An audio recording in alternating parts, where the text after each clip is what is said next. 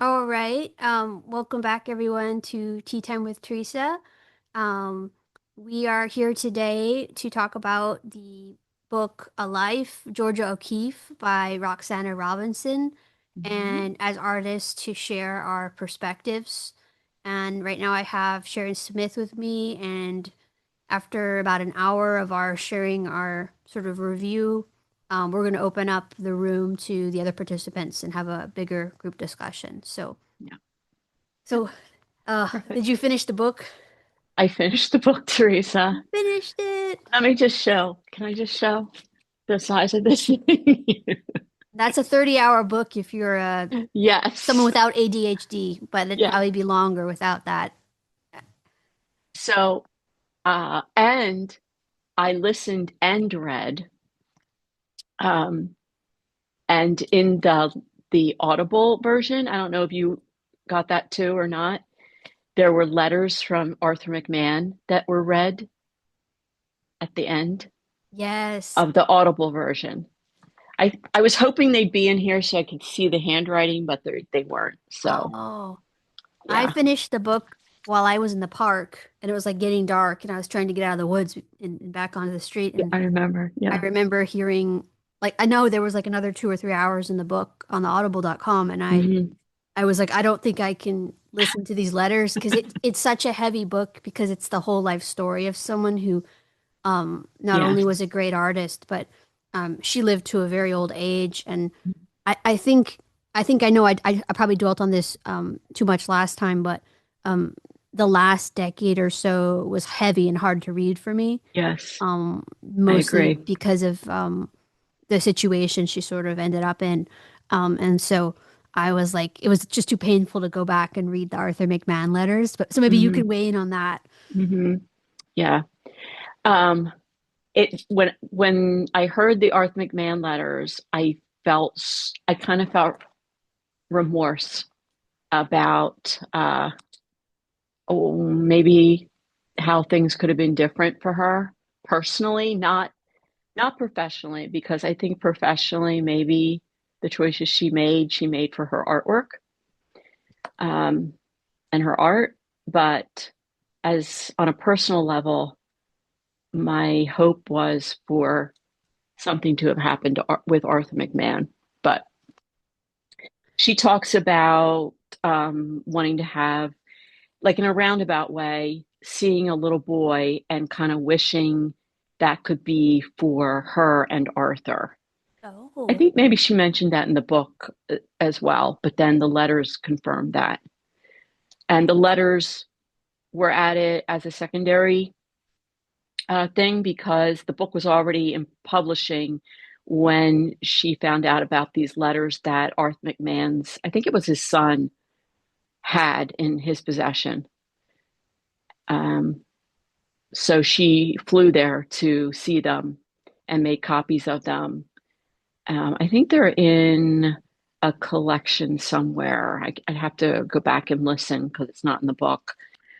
But the letters were kept all that time by him. So that was it was very sad to listen to them towards the end because you knew what happened, right? Yeah, yeah, I agree. It was like a little bit too raw to read it right away. I'm impressed that Hmm. you read them um right after you finished the whole book. And yeah, it was a really interesting contrast because it was like when she was young and uh Yes. I guess there was a lot of possibilities, but there was Hmm. like I know we discussed this at the last club. Hmm. Everything felt so precarious in that sort of like Wild West America. And I remember feeling like worried for her a lot in the beginning.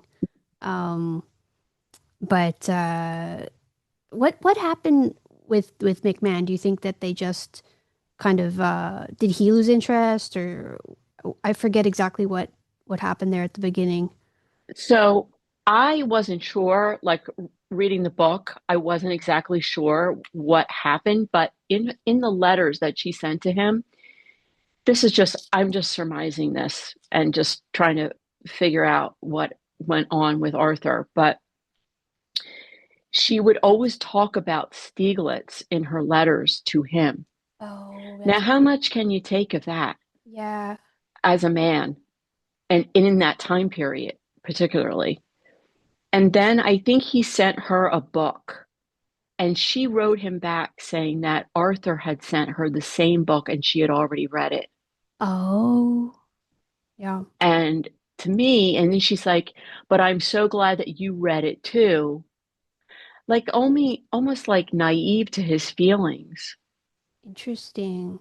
So I'd have to go back and listen to find exactly, but it just kind of like the last few letters, she invited him to a couple of her gallery openings or exhibits. She was going to be in New York, and it didn't sound like he came. And she gave her phone number to him, but it didn't sound like he ever called her. Oh, okay. Yeah. And the only reason, Teresa, that I listened like after was because I knew we were doing this. And I had I had some work to do on some bark plates, and I thought I'll just go listen Oh, yeah. because I got to find out what happens with Arthur and her because that was my favorite part of the story, but of her life. But anywho, And um, bark plates are not the most interesting. no, So you need something, yeah. Um, I need a distraction. So, but I thought they were very interesting. So if anybody is reading the book, I don't know what version they have, but it really is worth it to, for me, at least I felt that way, to listen or get a book, another edition that has them in it. Because I bought mine like on a already purchased like book site. mhm. So yeah, so that was kind of sad. There was a lot of sad things Um, towards the end, I what think. did you think about what happened with Ida and um well mostly Ida, right? Ida was the artist that kind of wasn't quite allowed to flourish, it seemed, um, Oh, due to oh, you Stieglitz had in brought, Georgia. yes. See, you brought that up before, Hmm. Teresa, and I just think that um, she, I think it was very hurtful Yeah.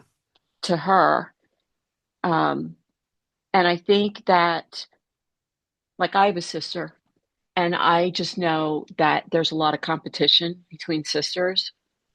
I don't know if that was the case or if they just felt her work wasn't worth her pursuing.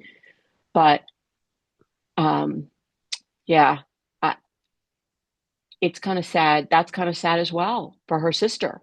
Maybe not for Georgia, but or maybe she thought about it in later life, and maybe she did bring that up. Did they bring that up, Teresa, towards the end of the Um, book? they bring it up in the book, but Yeah, it's much more in some of the documentaries. There's been a couple yeah. shows for Ida and um what's the other sister? Is it Christina or um Wait, let me look up. Let me I look read up. the book. I was one of the first people who finished it. Now I'm Yes, forgetting. I thought to myself, how is she going to do this? Because I even was going back like to just double check today. Yeah. Um, so I thought I'm bringing the book. So it was Catherine, Georgia, and Claudia. Yeah, Catherine. Um, and Catherine stopped painting, but I think the idea was that Catherine kind of had other things going for her, like she had a family and children, Yes. and um, so painting wasn't everything to her. But for Ida, it was, and I kind of felt like Ida sort of lived the life that Georgia would have lived if it hadn't been for her getting in with the Stieglitz Yeah. art, like Yes. upper echelon. Because reading the book, what I remembered or what I was really surprised at was just like um how like fine that society was. Like it was such a small little in group.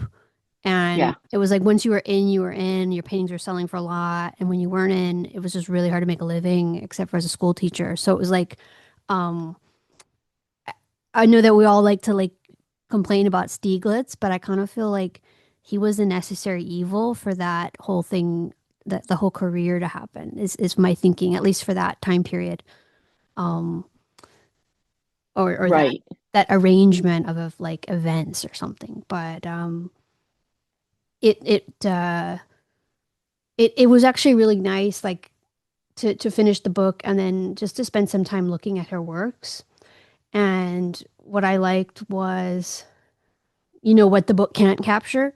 And of course, the book it does kind of feel like we're gossiping about her, or, because it's all like personal life stuff that most people don't know about. So, um, it was nice to just go back to the works. I had an opportunity to sit with three books that I think are like a little old. They're from like the 80s or 90s and out of print. And I was at an art school uh, sort of student teacher show. And um, I was just like, I'm going to be here the whole time. So after about 2 hours, I was like, I'm going to go sneak upstairs and get those books and I'm going to look at them. And they were great. Ooh. And they had one of the books, and I didn't bring them home, so I don't exactly um, remember them off the top of my head. But one of them was her early abstracts with quotes from shows she'd had at I think the American Place Gallery, that second one that Stieglitz had. Yes. Yes. And I really liked the way that she juxtaposed the quotes with her pieces. And some of the pieces were very simple because of the abstract nature. So there were a few of the cow's pelvis against like a sky. And then Mhm. she had quotes about how like she would, lift the pelvis up and like look at the sky through the hole. And then she painted that and she did a series of them and she like experimented. So some of the pelvis paintings were like very realistic and some became more and more abstract. And it was kind of neat how she worked in a series like that. And it makes me think of when I've been in galleries or art shows and the gallerist is like, no, make sure you include a paragraph about the piece because it really helps collectors to connect with the piece. And you kind of like, I don't want to say like you roll your eyes, but like you're in the middle of painting, you're in the middle of all this stuff and your new painting. So it's like sometimes the last thing you want to do is like write a paragraph about your art. Right. And you're like, shouldn't it just stand by itself? But I really felt That's right. like looking at that, like what Stieglitz had done, the way he had included the art with the information, because they were all like taken from publications from her exhibitions, so they were just perfect, and it made pieces that, um, it's just weird. Like I don't want to say her painting style is not. I don't want to say like it's mediocre, but she herself is quoted for saying like I wasn't the best painter, I wasn't the best draftsman, right? Which is like one of the things I find really intriguing about her. She's not someone who went to study at the Académie Julienne in Paris or something, and got that kind of like Alma Tadema or William Bouguereau technique. She just kind of stayed where she was, kind of like a Andrew Wyeth, although she definitely traveled more than Andrew Wyeth, but she just kind of stayed in her country. Um, she did a lot of international travel too, actually, but she stayed a lot and traveled a lot in her country and made a lot of like American pieces on purpose. And there's a simplicity to a lot of them. And I think that the quotes about her art really like make it into like a poetry or a more transcendental thing, which is really nice. So I think like, well, she was in the Chicago Art League. Is that where she was going? I think she was only there a year, right? Yeah, because she got the flu and she had to go home, and then the Yes, money ran out. The that's uh, the right. scholarship money from her aunt, I think, ran Mm-hmm. out. Yep. Yeah. So, I mean, I think she was very meticulous in what she did, but definitely not like, an old master kind of thing. Um, but I think that was I don't want to call it charm, but the what made some of her work stand out, Yeah. um, especially for the time period that it was. Absolutely. Yeah, Yeah. we can take it for granted now, but like, yeah, you're right. She had some of the first like painting from an airplane point of view paintings, like sky, Hmm. clouds from above. Definitely. She had Yeah. skyscraper paintings. She had like still lifes. Like I love the shell and stone and Hmm. animal bone collecting, and then she'd like, which is something we all do now, right? We find like a Yeah. dead bird or we find a shell and then we place it on a table and we do a still Yep. life. And I like that kind of stuff she was doing. Um, But she like loved that. Like that was like her thing. And rocks, loved to collect rocks. Yeah. Um, there's like that story of her coming down the Colorado River, and she put all kinds of rocks she found in the boat that they were in, Hmm. and then everybody started putting rocks in, and like the guide said, "You can't take these rocks," and she Yeah. made everybody throw theirs overboard, but she kept hers. Yeah. I love that story. And there was a picture of her. I don't know if it was in this book or one I was looking up, but she's sitting at in Abiquiu at her home, and she has all the rocks in Mm. like this area where she was sitting, these smooth rocks. Um, she just loved it, you know. I mean, how many people at that time were collecting rocks? I mean, I don't know. Right. I'm putting them in their homes. I don't know. Just find it really intriguing that It that was something she just loved. it made me feel better about my budding rock collection. Yeah, Sometimes I'll bring back a interestingly shaped pebble from a run, right. and then I'll just Yes. like carry it around in my running vest for a while, and then Yes. it'll end up in the studio, and I'm like, I'll use Uh, it to put yeah. paperweight, you know. Yep. Definitely. I Yeah. can see that. And at some point, I'm like, when we were in Florida for a little bit, I had a bunch of shells and rocks, and I'm like, I can't take these with me. Like, Oh. so I had to pare it down. Um. So yeah. So now that we finished the book, I remember there were a few sort of like stories or anecdotes I really love, like your rock one.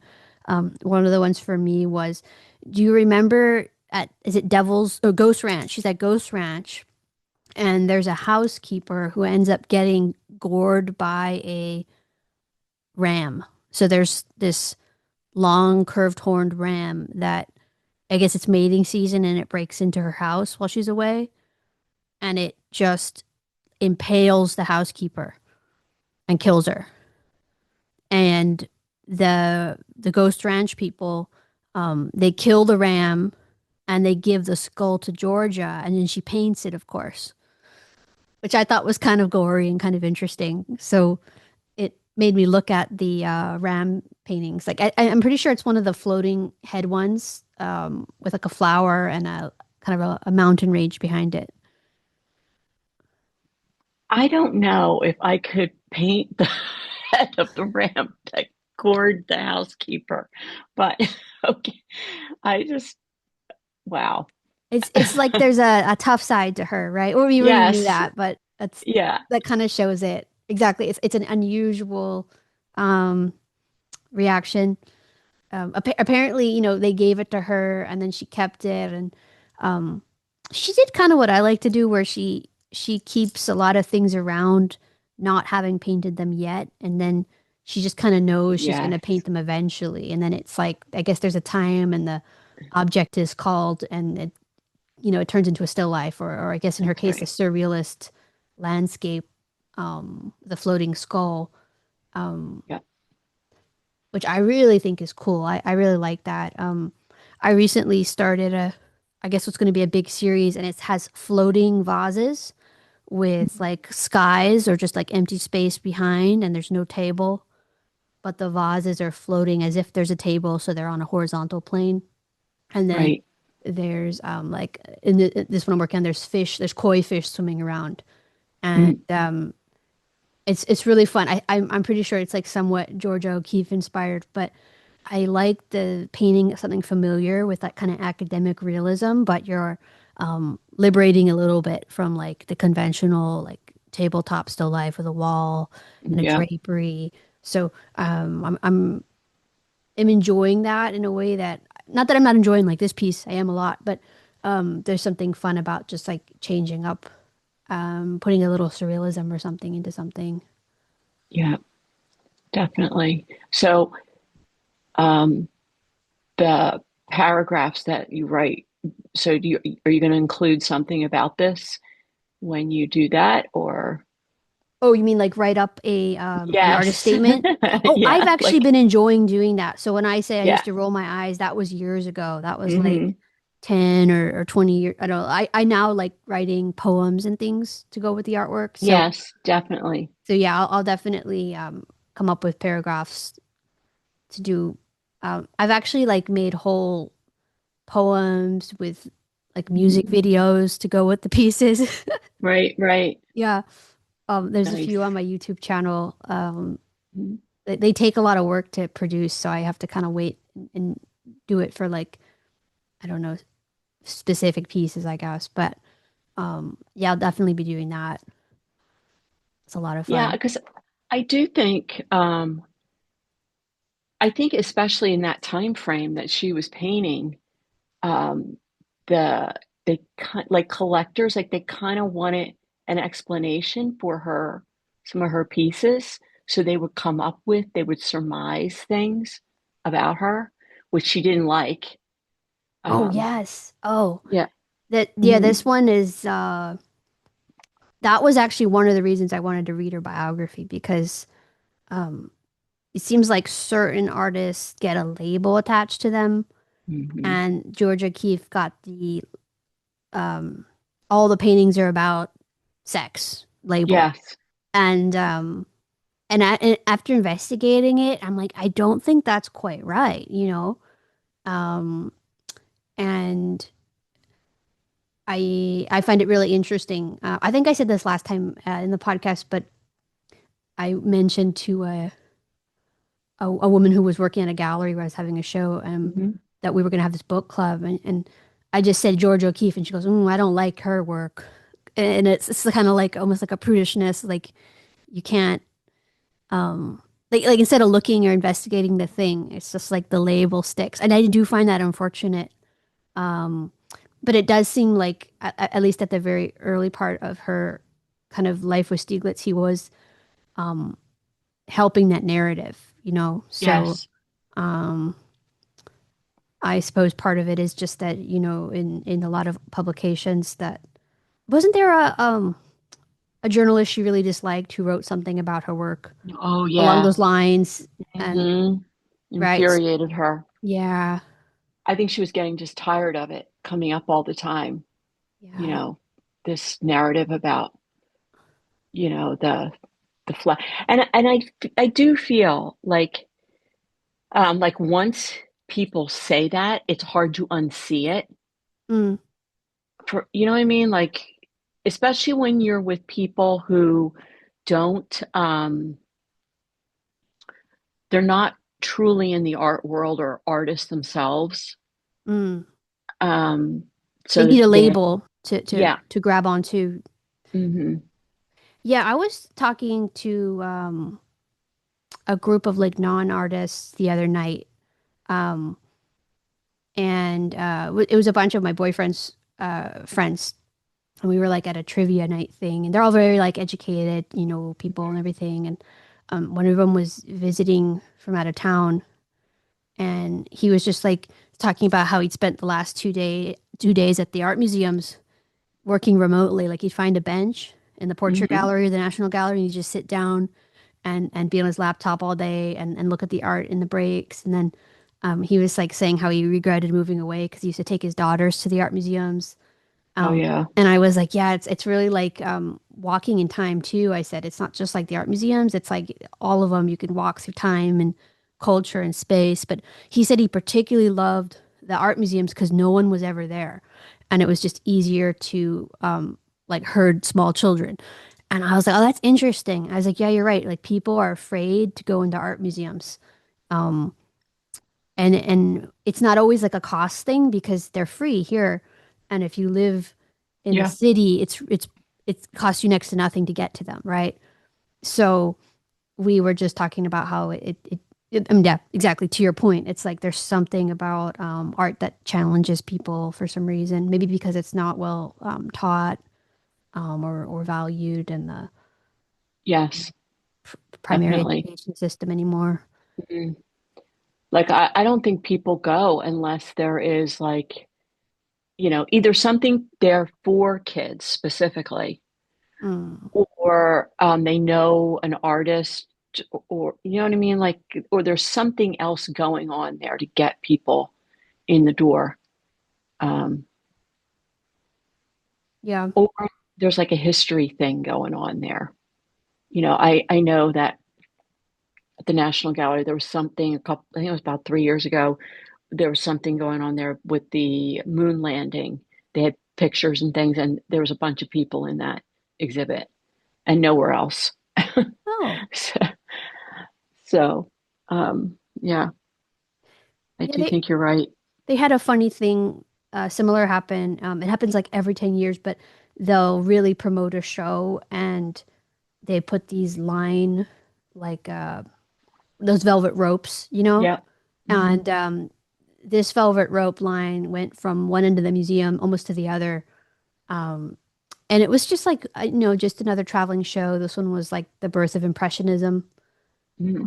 Oh, yeah. In like the 1871 salon or something. And it was a cool idea. They'd actually gone and uncovered a lot of paintings from that salon. Of course, they Hmm. couldn't get all of them, but they got a lot of kind of random artists that you don't usually Hmm. hear of. Um, and there wasn't actually a lot of impressionism because it's 1870, so they're not Right. letting them into salons that much. And it was like the amount of people I had to go like 4 times, and I didn't mind, but I would go with friends or visiting artists friends, and I ended up having to wait many hours in that line because of it. And it was so funny because you never have to wait for anything else, but there's something about the it's here for a limited time, and it's Oh, yeah, birth yeah, of yeah. impressionism, and Yeah. it's like no one Like the lines Mona up. Lisa. Yeah, no one lines up for like the Dutch seascapes show Yeah. or the weird Venetian painter show with the dragons, but like so anyway, it was kind of funny. And as the show got closer to the end of its run, the lines became longer and more desperate because of the scarcity principle. So True, you're right. true. There's all these things that I guess have to be done to get people in the doors. Yeah. Well, I know that and I think there was a kind of like innocence about her, like when they would bring this whole thing up, like she never like ever admitted to that ever being the case about her flowers being female anatomy. Mhm. But I do think there was like that type of innocence about her. Um, and I think it was partially the way she grew up, you know, Mm, as cosmopolitan as she might seem or avant-garde. I do think there was a sort of innocent, like when you hear her letters, they were very, some of them were really childlike. And she was older at that point. Um, or maybe it was just the time of it, you know. But she would talk about like taking walks and, with her just going for walks and feeling the wind on her face. And, um, they weren't ever subjects that I thought like she'd be talking about in her letters. mm. So, it was good. That was good to see a different side of her in that way. Her letters remind me a little bit of my emails before I got the smartphone. Like I used to write fewer correspondences, but longer, more descriptive ones. And I remember it's like Yeah. you had to put a little humanity into your emails, right? Mhm. So like they sounded more like her letters, and now it's a little more like they can be to the point, and then there's a photo or an emoji, and that makes up or a video, and that makes up like the creative part of the letter. I feel um, Yeah. I True. what I thought was really interesting was like, so we read the letters, or you read the letters. I read some of the letters to the book. We got so much information about her, which I am so glad that she got so big and famous because you rarely get this much information about a great artist unless you know, they died famous or rich or something, or they had descendants who, like brought their name out, like I guess like Van Gogh or something.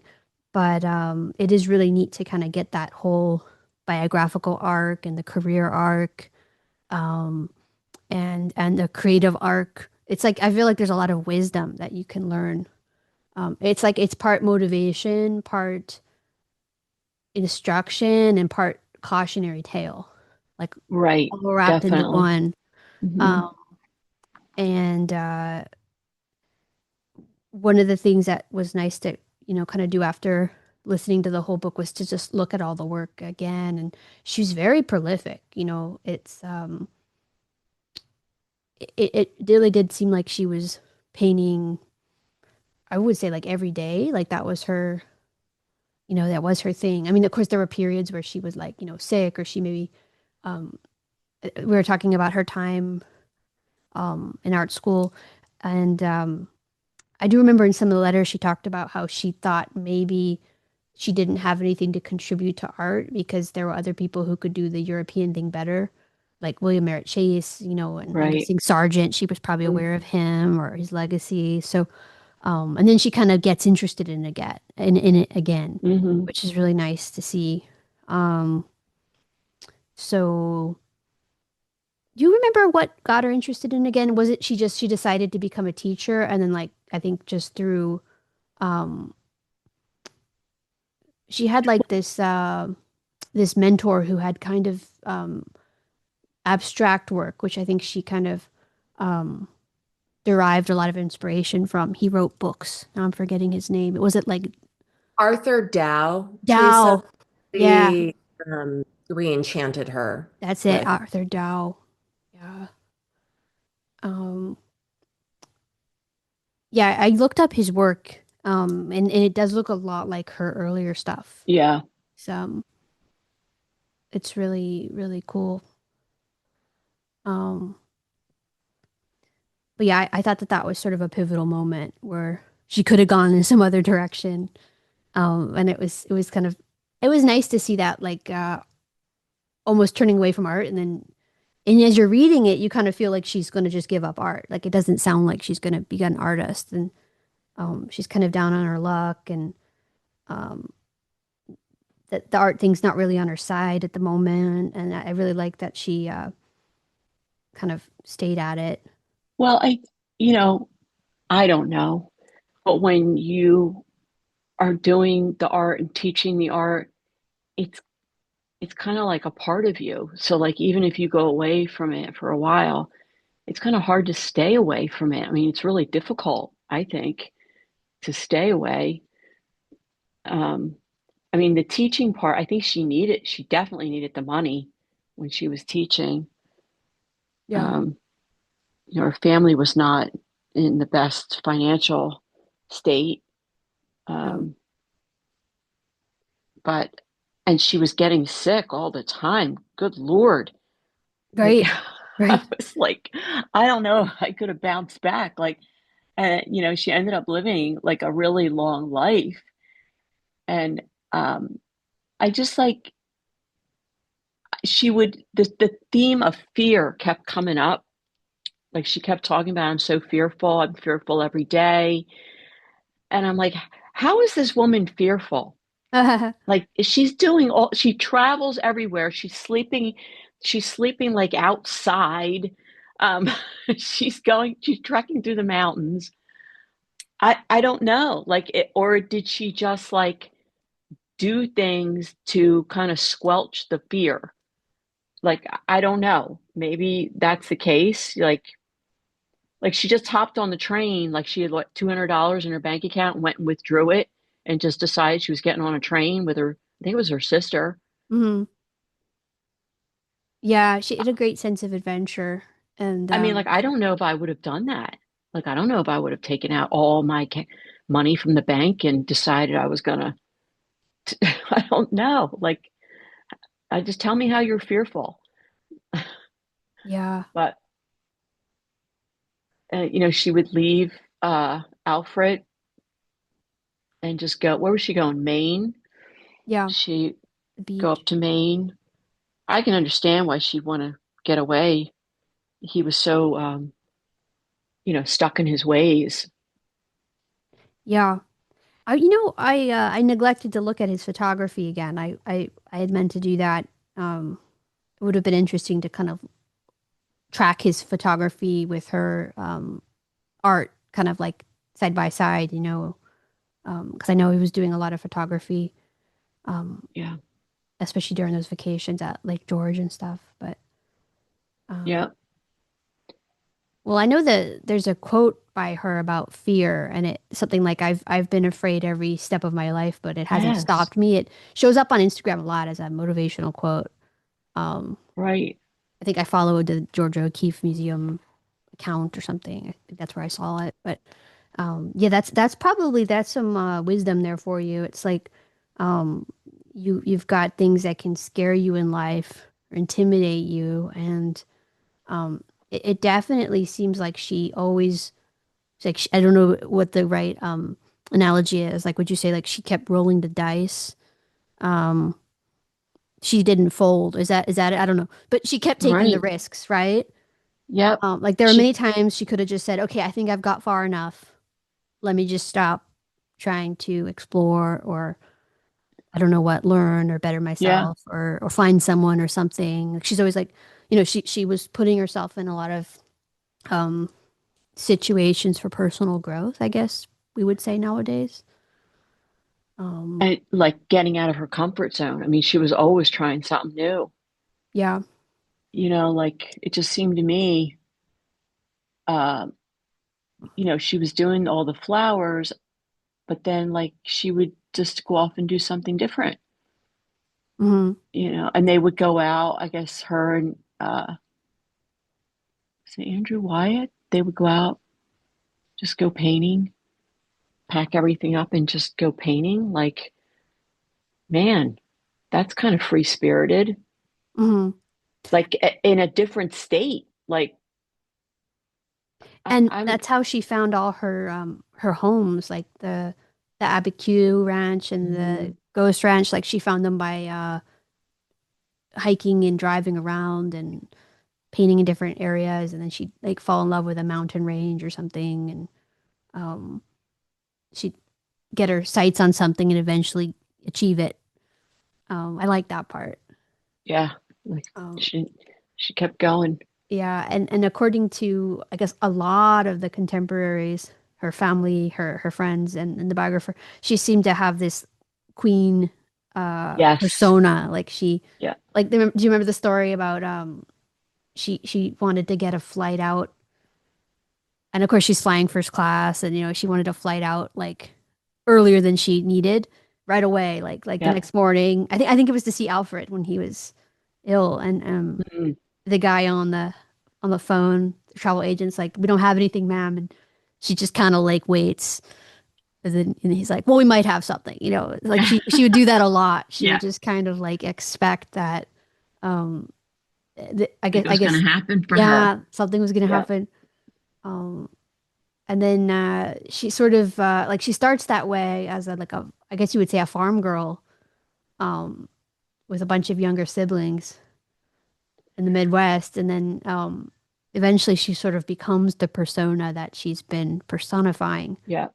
Well, which is she really was the only fascinating. one in her, then wasn't she the only one in her family that had her own bedroom when they Ah, were, you might be right, and then she also was the only one in her when her family was sort of they had just sold a bunch of property, so they were sort of well off for a few years. They went to Virginia. They put her in a nice like debutante kind of school with a bunch of yes. women who were going to Yeah. become I don't know what you would call it, Southern Belles. Debutantes. Yeah. Yeah, and she was taking the art classes very seriously, and Yeah. she was the only one who's like, I'm going to become a professional. And Mhm. the art teacher gave her sole use of the art studio after Yeah. hours in the boarding Hmm. school, which must have been a pretty big privilege, but she didn't think of it that way, apparently. She just thought, of course, Right. I should get the studio to myself in this boarding school. Yeah. Why wouldn't I? I don't. It's just, yeah. Like the first part of the book, um, it was a lot about her family and what was going on with her family, and then it developed into her friends, and um, but the second half, um, like chapter 28. I guess it was more than the second half, but chapter 28 on, I guess you can start to see things winding down for her, with Alfred passing away and, her having to, and the affair with, oh, the other, the Was it woman who was handling their, was it Dorothy Nyman? yes, Yeah. yes. Yeah, that was kind of sad, that whole thing. Yeah. Um, I just couldn't, you can't wrap your head around it, but, you know, she was an affair, so, you know, it's just, you always want a happy ending, right? Hmm. At least, Yeah, and then when it, I was thinking, I know what you mean when that was going on, I was thinking like, gosh, it's again, it's like you see the artist's work or you hear about their illustrious career, but then it's another thing to actually like pick apart a biography. It's almost like not fair to the artist, to have that all kind of laid yeah, out. But I suppose it's a privilege in a way to be like remembered that way. But um, that was, yeah, that sounded very nasty. And unfortunately, it seems to be something that shows up time and time again in artist biographies. Um, like Picasso, or there's a book called Picasso, the Great Creator and Destroyer um by his last wife that survived him. And oh my I gosh. could only get so far because there was a lot of like, affairs and things going on his end. And then there's one called Breakfast with Lucian. So anyway, there's Oh, just all these like terrible artist dudes. And I know it's not all of them, but you read enough of those and you start to be like, oh man. And so yeah, the women seem to fare not so well in these stories, I'm afraid. well, you hope against hope that, she's his, lifetime muse or whatever, that whole thing. But, Yeah. didn't work out that way, of course. But she stays with him. She takes care of him. And she, even in death, I mean, she took care of his estate. And she had all the letters sent to, I think it was Yale, the letters and Stieglitz's work, some of his work. Hmm. And she said that the letters were not to be open for 30 years. And I guess she gave them to, I guess it was Dorothy Dodd, was that? And Dorothy opened the letters and was looking at them. And Georgia said, I just wanted to slap her face. Oh. Oh, because you did it too She, early. yeah, well, she was supposed to send the letters to the Yale Museum and she opened them up to read them. Oh, you mean that the Dorothy The, Nyman, the yes, yeah, yes, that's right. yeah. That's right. Well, and this is another thing I didn't follow up on, which I should. Dorothy Nyman had a career as a poet, and Yes. she wrote poems about her and Stieglitz and their Oh my love, good Lord. and she published. Yeah, and then Well, she was definitely more in like the driving seat of Stieglitz's gallery career, social life at the end. So she mm, probably saw herself as the rightful, whatever heir of the letters. Who knows? But I'm sure there's a whole nother side to that and whatever, a thing. Um, but I just like the part where I think was it Georgia gets a phone call from um Dorothy acting like they're just going to continue to be friends, oh yeah, yeah. and Georgia basically tells her to get lost. It was Yep. very satisfying, I have to say. Like, come on. Like, why do you actually think they're going to be friends? And this woman had her own family. Yeah, She had, she was it's, married and had a husband and kids. she Um, thought, oh my Lord, I don't know. I well, don't. I also oh no, I forgot I was going to say. Oh yeah, so the thing I thought there was something very Freudian or very interesting about that because apparently Stieglitz had very like Victorian notions about women, Yes. so he was chivalrous as long as they adhered to the being modest and soft-spoken. So Georgia was never, she knew never to say a peep about the mistress, right? Because then she would Yeah, lose his esteem. So it was this, I'm sure it was very Freudian. It's like they never spoke about it ever. It was the elephant in the room for like, what was it, right. 20, 30 years? Oh my gosh, yeah. Something. That was interesting. Yeah. But Um, I think she had her own thing going on.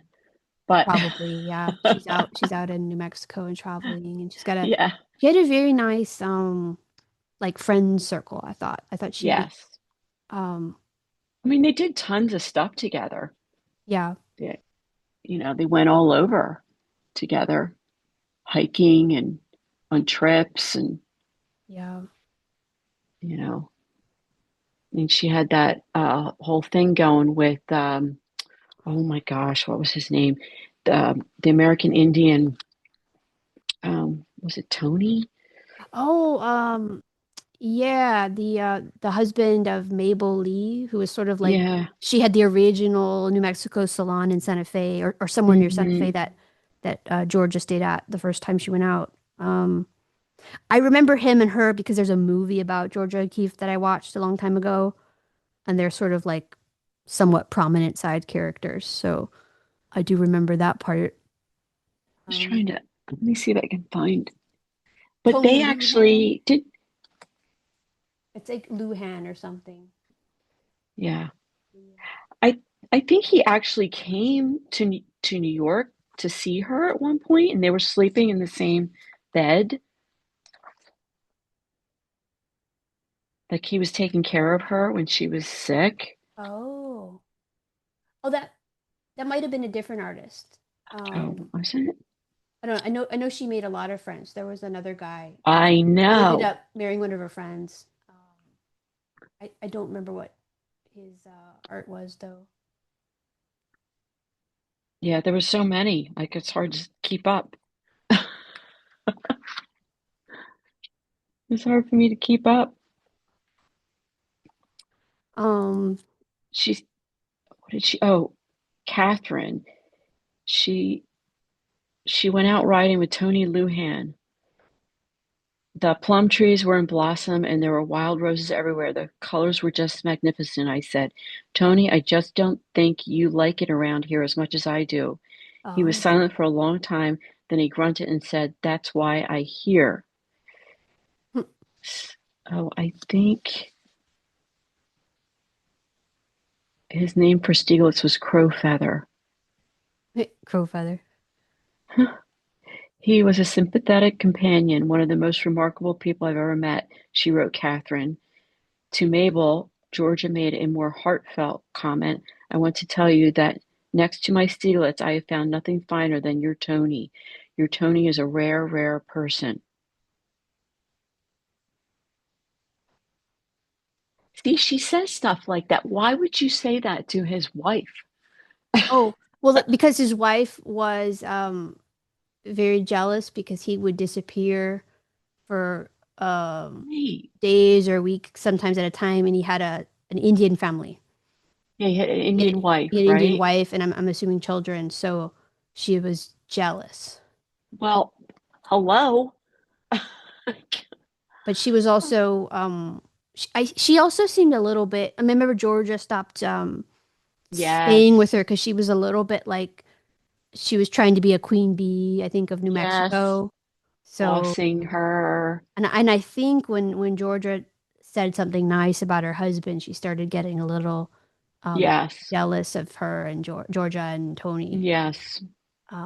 So there was a little bit of that, but But I guess that's what I mean by Georgia's innocence. Like she just thought everybody wanted to hear what she was thinking. But at the same time, I think these people that she was talking to weren't on that level. yeah, that's a good point. Like there was an honesty and a directness about her. Yes.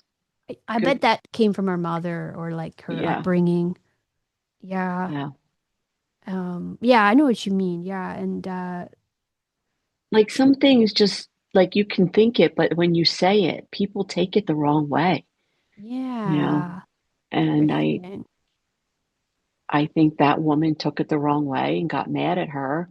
Yeah. I Yeah. don't know.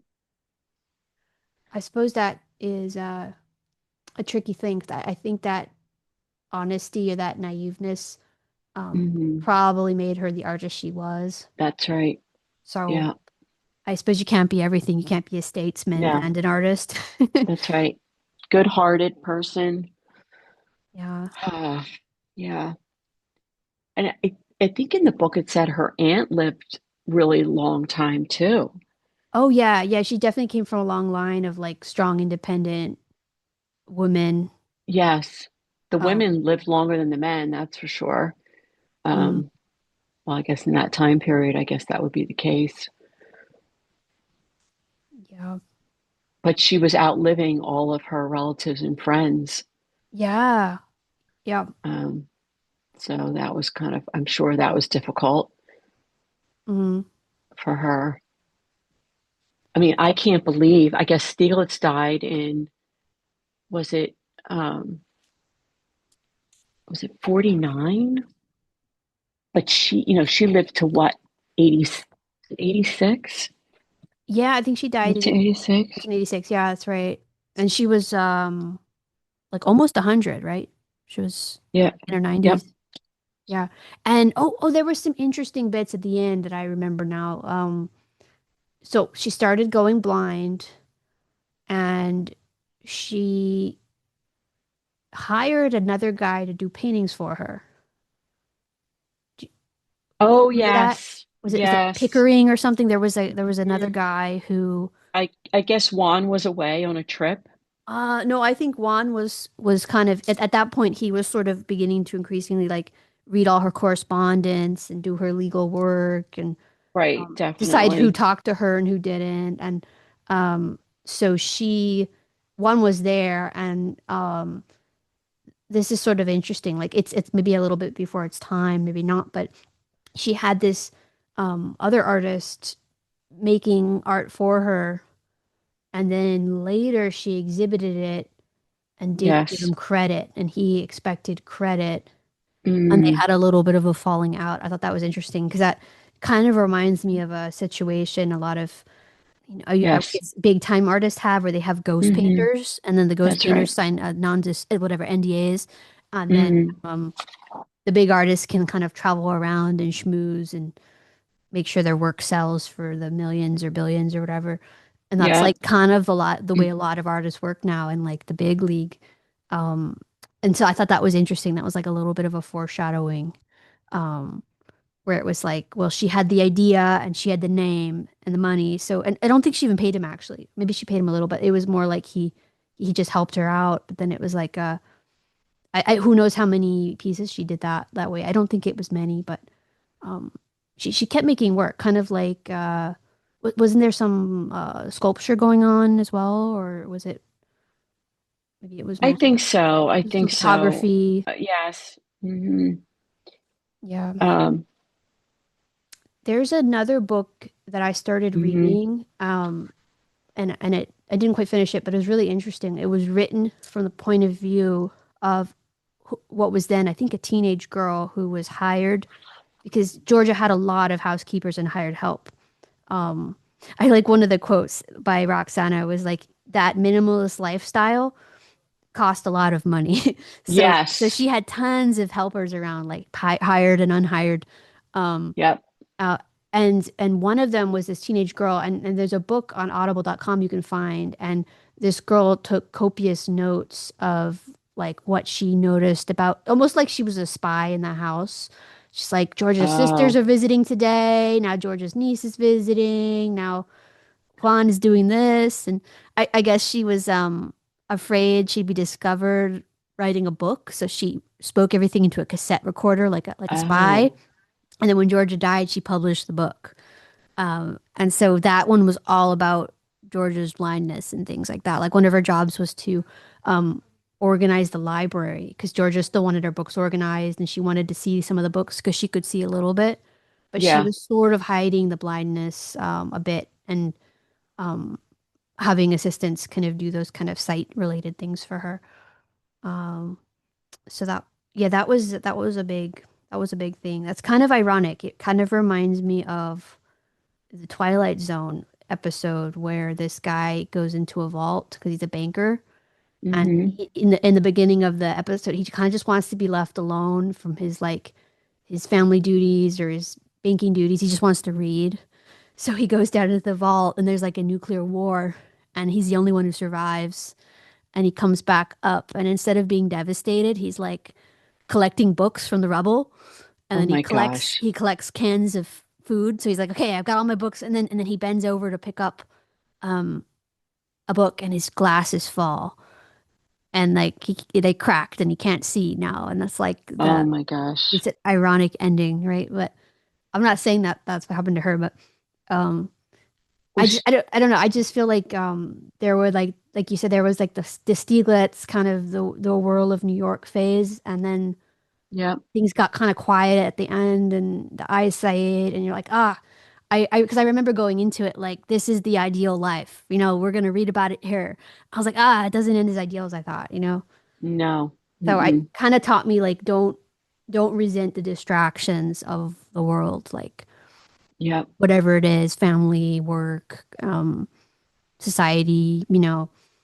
Um, it's like I don't think you You have get to a point where everything's perfect. It's like you no. do it as you live, as you go. Yeah. That's right. That's right. You have to keep because I was running one day and I was listening to the book and I had to stop and I'm like, that's why you keep you maintain your connections to people who aren't like family members and who aren't artists. You have to keep maintaining those connections. Yeah. You can't stop everything for the art. You have to just let it, inspire your art. Um, Um, what was your impression of like the Juan Hamilton I guess decade and you read the part about the wedding, right? Like that's such a surreal scene where there's this battle at the end of the book when Georgia's died and her will's been rewritten twice and all the paintings instead of going to museums and stuff and some relatives and some money going to relatives it's there's a legal term I'm forgetting now but there's Codicil. what's that? Was it the codicil? Yeah, there's codicils and everything goes to Juan Hamilton and there's a little battle about it. And eventually her sisters win, not because they want the money, but they're stubborn O'Keeffe's and they want her art to go to museums. And they're arguing like, was she in her right mind when she left everything to Juan Hamilton? And one of the housekeepers is like, well, he tricked her into thinking they were married. So he brought flowers one day. There was flowers brought in, and when she was signing this, like he has everything codicil, like power of attorney over everything in her Right, life. And supposedly keeping her family away from seeing her and things like that and not letting her leave the house. right. Um, and he had moved her at this point to his family This, home in Santa Fe. So he had bought all hmm his expensive cars.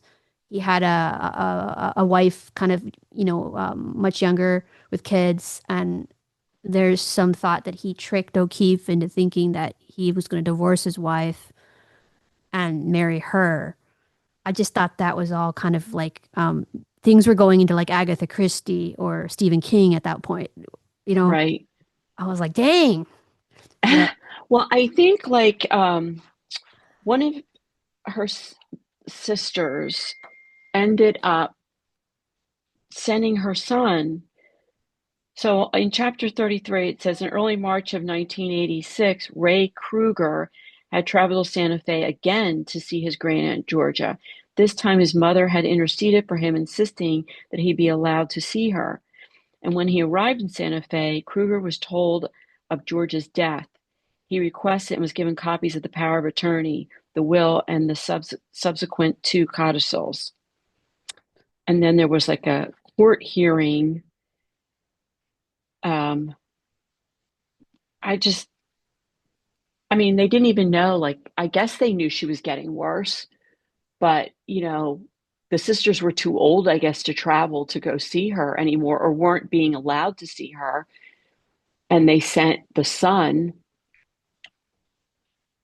you know, I think he was an opportunist. Yeah, One, I think he was definitely an opportunist. It might not have started out like that, but then the more he was there, I think the more he saw the value.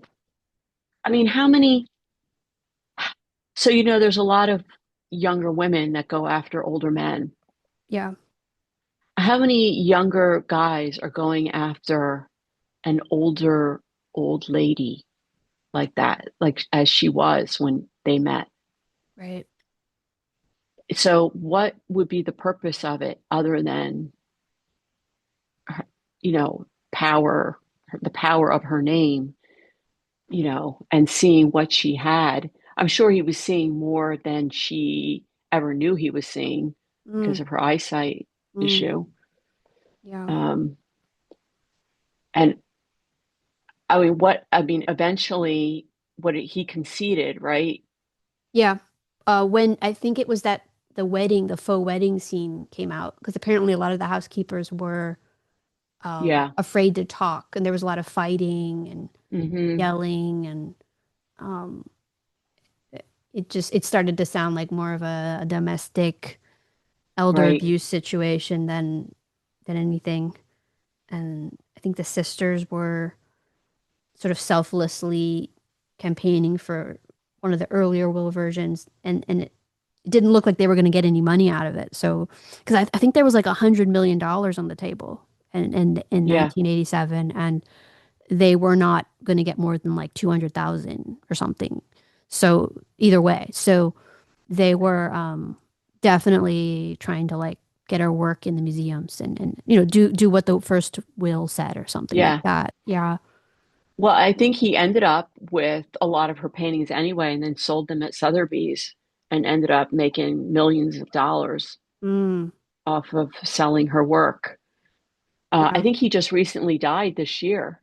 Oh, okay. Yeah, I think he just died in this past February. He was in his 76, 79, something like that. That's interesting. Yeah, I was talking to um, uh, I guess someone in the art world recently. And they told me they'd met him and really. did he come across as slick? That's all they Well, said. right. I mean, you would have to be. I mean, you're hanging around this woman's house for years and years, you know, and I guess she felt she needed him, Yeah. but I don't think she was aware of everything that was going on. Oh my Well, gosh, it's sickening. that's yeah, so that's also part of the cautionary tale, but um she seemed like she really didn't handle finances at all. Like she let other people Yeah, for Stieglitz and then I guess the lawyer that they had and then the gallery dealer Doris Bree in New York and then when when so there's an episode in there where Juan Hamilton he sort of alienates all her friends, a lot of them yeah, lifelong friends, which is a long time for some of those friends because she was old. And um, they get all the artwork back from Doris Bree. There's a lawsuit, so that's all pretty big stuff. And gosh, what was the other thing? But anyway, I what I was so surprised is that this is why I love reading and diving into these books and stuff because I was really surprised because we talked about the flowers and the stereotype about she paints sexual things and yes. blah blah Hmm. blah. The other one I had never heard anything about Juan Hamilton ever. Usually something that big would be in the lore, right? Right. Like Hmm. everyone knows about Artemisia Gentileschi and she got raped or everyone knows about Yes, yes. Caravaggio got murdered. Like this is just Hmm. stuff people know. So it's like, okay, I never heard that one. I can only imagine it's because of the sensitivity of, people who are still alive or whatever, controlling the Yeah, narrative. But because we all know about the Stieglitz and he did this and he did that, but I kind of felt like the Juan thing was worse, to be honest. yeah. Oh, definitely. Oh. And in fact, I had actually seen an article like maybe now 5, 7 years ago, and they were sort of talking about how it was so great that she had this much younger partner. Was Wasn't that it? wonderful? And it was like selling it like it was this great thing. So when I read the book, I was like, oh, great, I'm going to get to hear about this empowering love affair. I'm like, oh, this is Uh, not what I was sold in that no, article. So no. yeah, that's why I guess I kind of was saying cautionary tale. Like at the end, it's oh yeah, it was that was a Teresa, weird spin. Yeah. can can we participate in the conversation? It's about 10 after 4. Yes. Yes. I Thanks think for we're all reminding me. warmed up. Thanks for reminding me. I'm Okay, gonna I'm here.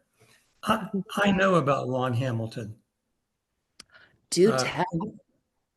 yeah. um, I unfortunately never met him, but I actually, and the reason I know about him, I'm going to explain, is that my wife and I have gone to Santa Fe probably since the maybe 1990, quite often, no less than once a year.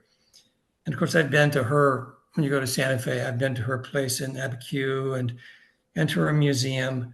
So I was familiar with and George O'Keeffe, but I was out there a few years ago in a kind of a gallery that dealt in secondhand stuff, mostly junk. And there was a really interesting bronze there that I liked, and that's always been my interest. And it was a Juan Hamilton bronze. And so I ended up uh, buying it. It was on Canyon Road. And the funny thing was when I looked up Juan Hamilton, because I'd never heard of him, uh, when you Google Juan Hamilton, you will find George O'Keeffe stuff. So you will learn a lot about uh, the circumstances of their relationship, maybe from a different perspective than the book. I'm only giving him the benefit of the doubt. Um, uh, where was I at? I learned a lot about by Googling Juan Hamilton and find out a little bit more about this piece of bronze that I bought, with not even really knowing who was. And it's a kind of a different perspective. Now, I did not read the book because when I read about this um, um, Zoom, it was about 3 days ago, and there were no books available in 3 days. Mhm. Our library here in Florida, they wouldn't carry anything woke like that, unfortunately. And it was not enough time to buy the book. So I'm actually very interested in the ending and how it discusses Juan Hamilton, and the perspective I got from the Googling his name and different articles is a little different. And I'm not hogging the time here. And when I was there in December, I met an artist whose name is William Clift.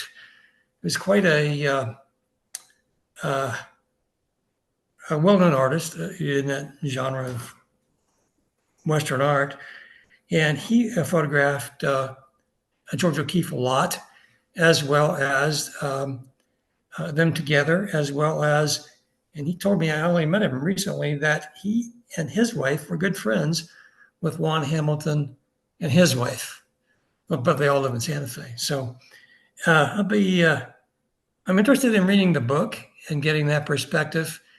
And it's probably impossible to really draw a conclusion from it.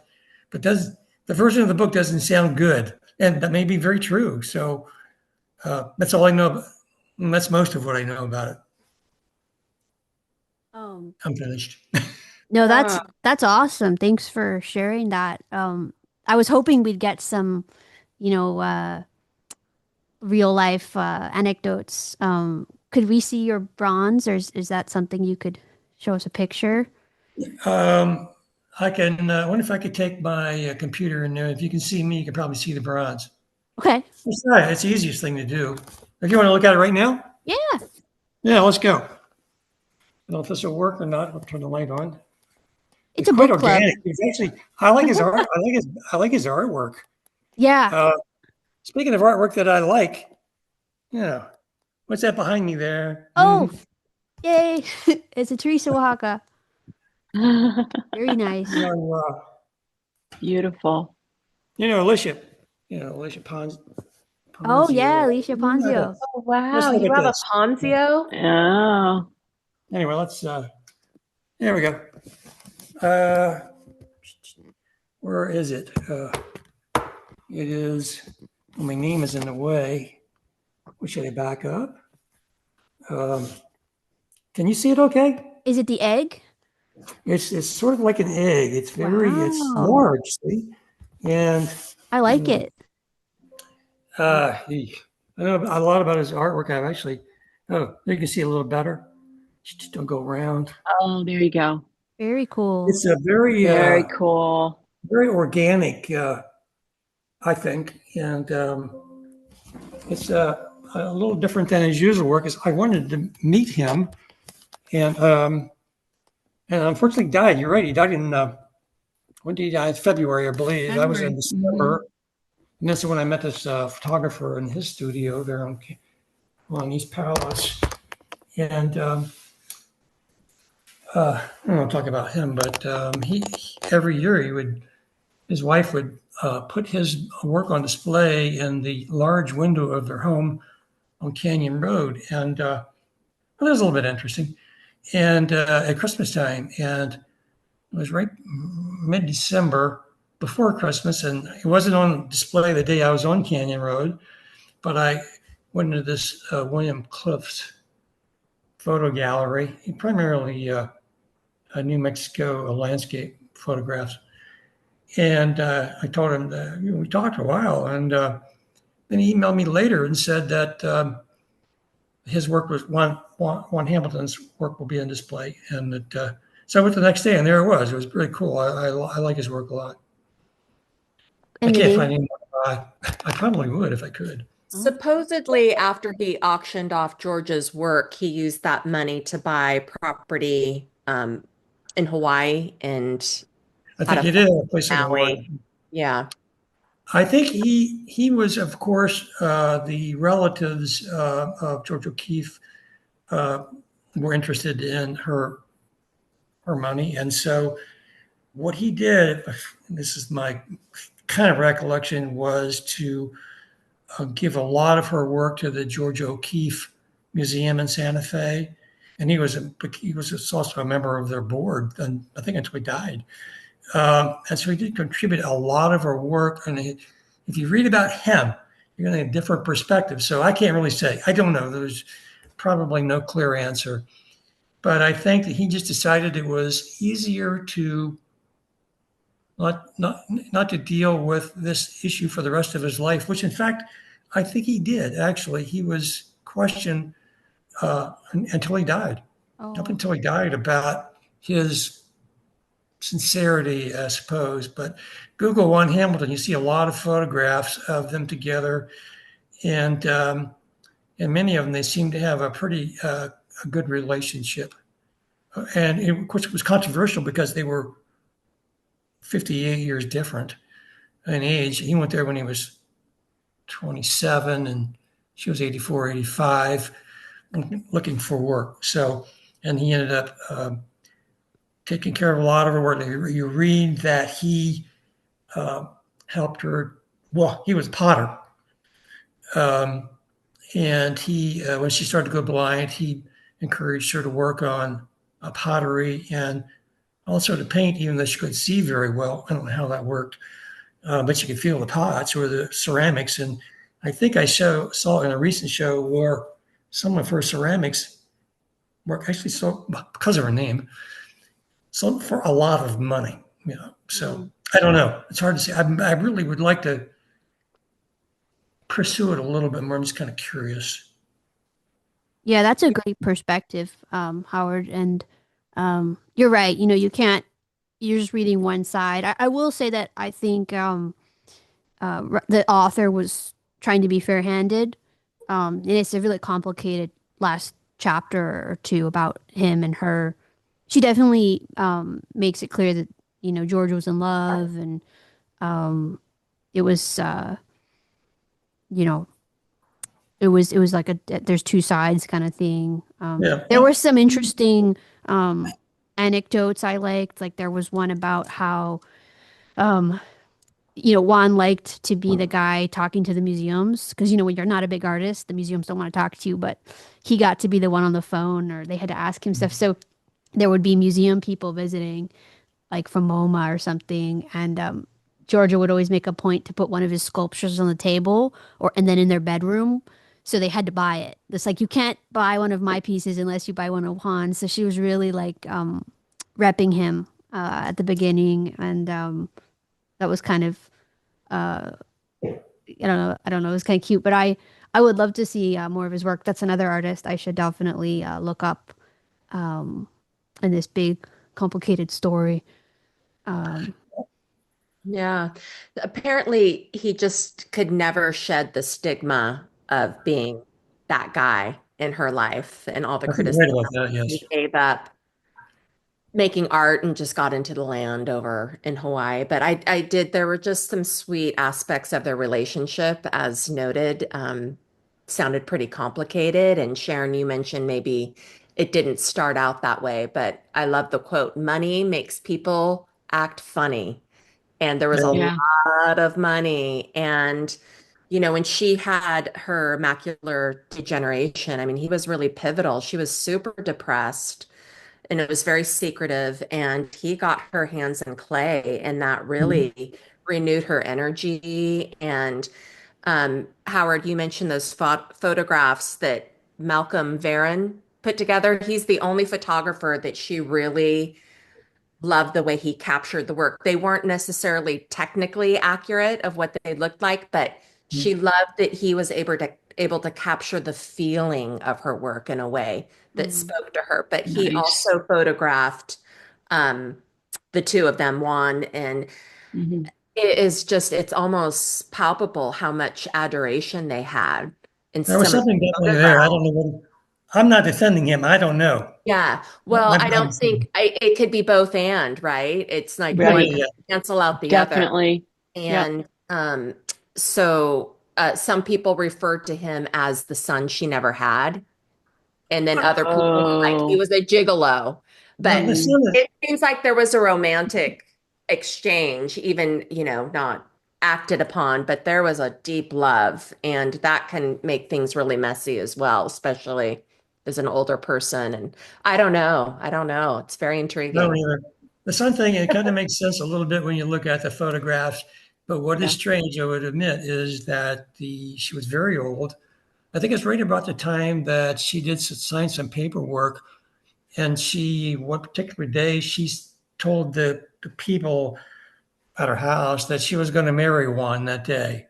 Of course, he was already married and had two children and his wife, and they all lived together.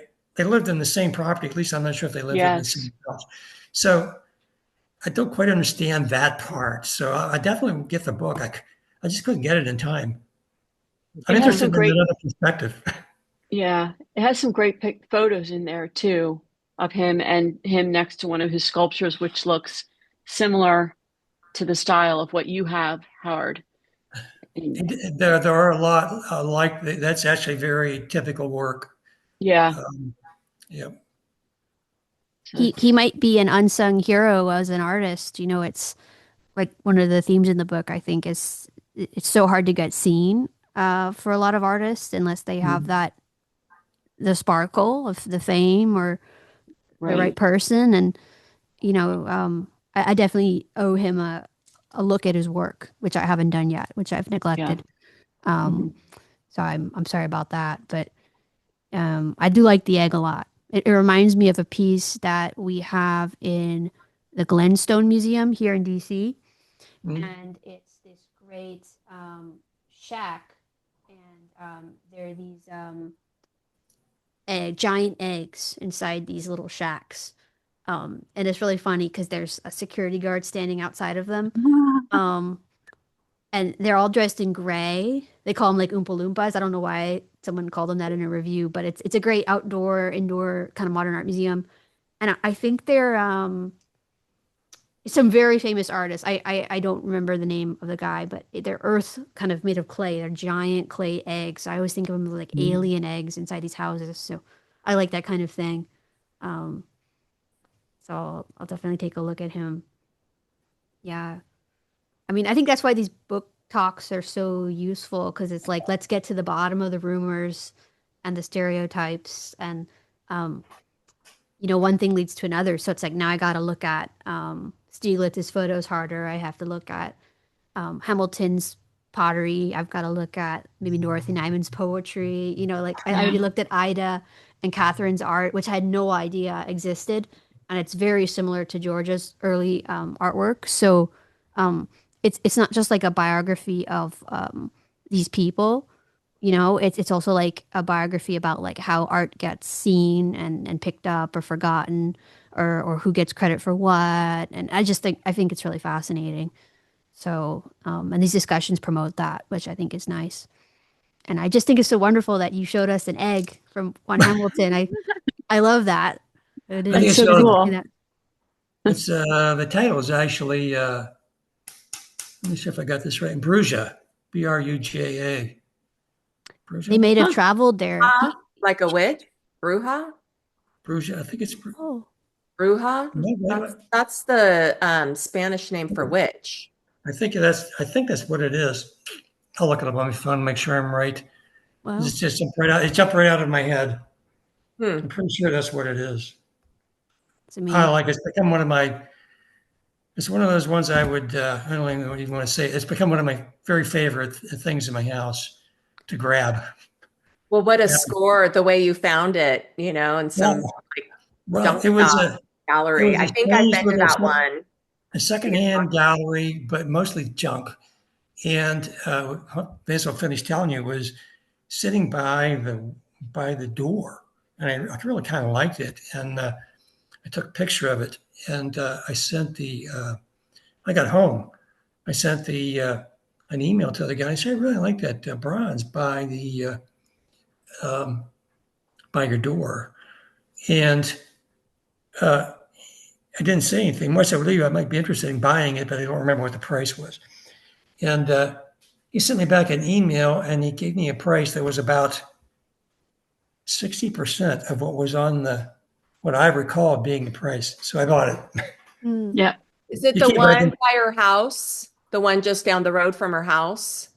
Yeah, it's on the same Yeah. side of the street. It's down about their house is up by Geronimo Restaurant. If you've been to Canyon Road, it's only like two doors or maybe one door away from the Geronimo Restaurant, Mhm. and it's down maybe 2 blocks, maybe Yeah. 2 blocks. Yeah. Old guy, been there a long time. I mean, a really older guy. Yeah. He's cool. Interesting character. So Yeah. He has some great stuff I there. go there every time now looking for one. I say, "Do you know where did you get this? Can you get me another one?" do Ah, you I'm as know? Do you know the I'll name of halt the another gallery? minute. Pardon? Oh, I'm sorry. Do you know the name of the gallery? I think it's called Hampton House, I believe. But it's not really an art gallery. Most of the stuff is not secondary art there. But he told me about this. He said, "Oh, there's a Juan Hamilton." I might as well finish the story. He said, "There's a Juan Hamilton bronze in a parking lot over at the Wells Fargo Bank um, on in Santa Fe there." And so I went and looked at it, and and it was outdoors and not very well maintained. So I sent an email to the president of the Wells Fargo Bank, that particular location, and said, "Hey, I really like that bronze in your parking lot. I'd be interested in buying it." I thought maybe I would get it for a reasonable price, but I didn't get it. He said they were going to move it inside or do something with it. They probably sold it. His prices have gone up. I mean, his cost of his work has gone up. Well, I guess now that he's passed away, it's even Yeah, more, right? More valuable. probably. Or You know how maybe, I that don't know. goes. I don't know. Howard, where are you zooming in from? I live in Where, Florida. Florida? Yeah. So, Alicia Ponzio is one of my super teachers, and I Really? love her very much. I Yeah. like the work. I have two of her works. One is the one that I showed you, the three figures, and the other one is I got much earlier, and it is called, probably if you're Italian, Claudia or Claudia Queen of Queen of the River, I think. Oh. Queen. It's a But the African American woman, the no, African it's an Italian model. Oh, Which for I think she may have done that when she was at the Florence Art Academy. And I had her as an anatomy instructor. So that's my connection at the Florence Academy. Oh, oh, okay. you studied écorché with her, right? Yeah, that's right. So I was doing a little bit Yeah, of I remember she sculpture. did teach that. Yes, She's masterful. Talk about great teachers. Yeah. She's she incredible. teaches a lot now. I don't think she does as much artwork as I would like. I don't see Ah, that much new work. She must be busy teaching. She does a lot of commissions these days, and Okay. she would like to get back to her own work. Um, she gets there, but yeah, she's a very busy person. Yeah. it's I, hard I, being a sculptor too. She told me like it took a year to produce one bronze. A combination of the casting and the bronze pouring process is just very expensive and time consuming. And so you got to make I'm the piece, really worth it. But the then she has casting. the molds and the casting, and she can just bust them out. We have several of her pieces, and she just customized a plaster one for us that could survive our bathroom. Yay! We have a lot of artwork in the bathroom. The Gosh. bronze Funny. process is very involved, and I'm frankly a little bit worried about it as an art form because it's very. I'm familiar because I actually worked in a bronze foundry for a little bit just to see how it worked, and it's labor intensive. That's very costly. The materials are costly, labor intensive. But at the foundry there in Santa Fe, Shidoni, and um, now you have 3D stuff, and you can make a plastic thing. I mean, I'm thinking a lot of artists are a little bit concerned about competition from new art forms. Yeah. Maybe no different than ever, but um, yeah, I'm okay with what I have. I like the bronze is permanent. It'll last for like longer than I will. Yeah. So that's all I need to get out of it. Although I like Greek bronzes from the Hellenistic period, and there's not many because they all got melted down to make Christian sculptures and then Yeah. cannon balls or cannons. So there was a wonderful show at the Getty Villa and it came to DC and there were these discolored bronzes from the bottom of the ocean that had been assigned as scrap metal in the Roman era. And the Romans were trading Greek bronzes as antiques, but they mostly traded the marbles because the bronzes were better off being scrapped.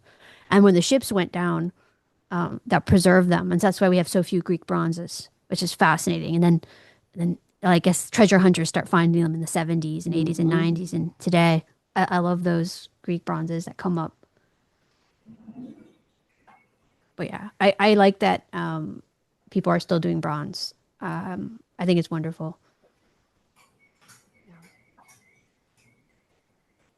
So in the book, I was also struck. I think, Jerry, you mentioned it when she found her voice in her paintings after studying with academia for so long and just copying what you see. And that's when she kind of had her first bout of depression around her work. Like, why am I even doing this? She was taught by Chase, I think, this one Hmm. masterful teacher. And so she just kind of quit. She's like, I'm not going to paint anymore. And I think they had some financial difficulties in the family at the time, and Hmm. she was taking a break at the same time. But she ended up taking a summer course that her sisters encouraged her to go to. And this particular teacher, I don't remember his name. Anyway, he was teaching about Dow, DOW, the teacher that taught about composition. And so that was the second epiphany. But the first one was she went up to visit her sisters, and this other student invited her to go out on the boat. And so she invited this other guy, another love triangle that she created for the night. And the one friend was disappointed that the other guy was there. And it was just kind of moody and gloomy and feeling that. And then they parked the boat and went and did something. They came back, the boat was stolen.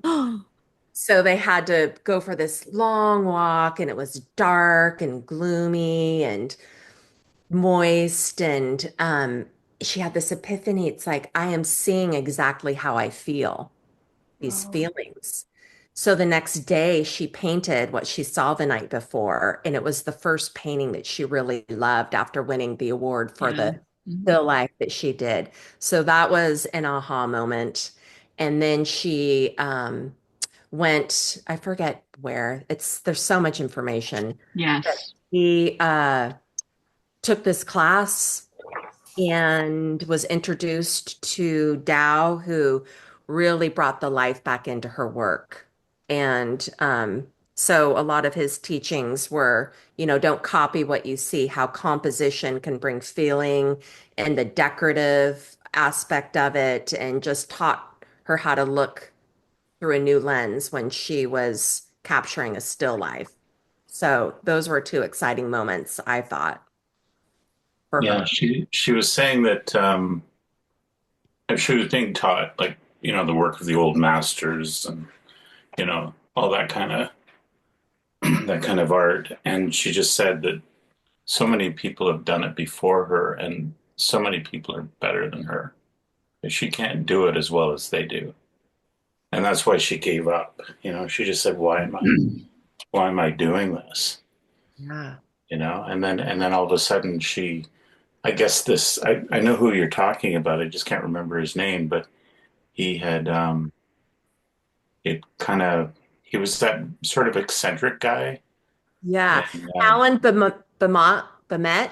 yeah, Yeah. yeah. Like nobody really liked him. He was a little bit, a bit egotistical and thought, quite highly of himself. But He but wore for a big whatever reason, silk she hat. she Yeah. she got a lot, from him, and he really inspired her and taught her, showed her the way to kind of discover new ways of thinking and to kind of get her own voice. And that was the issue. I think she just couldn't find her own voice, and it was rather interesting because I I'm like you, Howard.